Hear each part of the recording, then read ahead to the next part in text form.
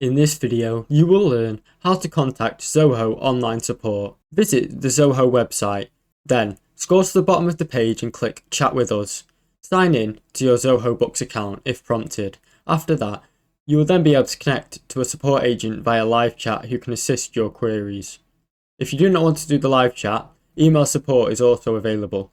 Go to the Zohobooks Help Centre, then search for your issue and click on Contact Us. If the email support is available for your query, you'll be able to submit a request by email directly. If you do not want to do email, you can also do phone support. Zohobooks provides a phone number support if you want it. Go to Zohobooks Help Centre, scroll to the bottom and click Contact Us. After selecting Contact Us, their phone support should be available. Click on it and you will receive their phone number. You can ask them to call you later. Thanks for watching.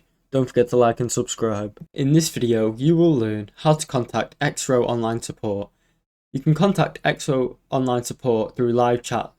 Follow these steps. Go to the XRO Help Centre, then scroll down to the bottom of the page and click Contact XRO Support, or go to the Get Help section. Then sign in with your credentials on the XRO account.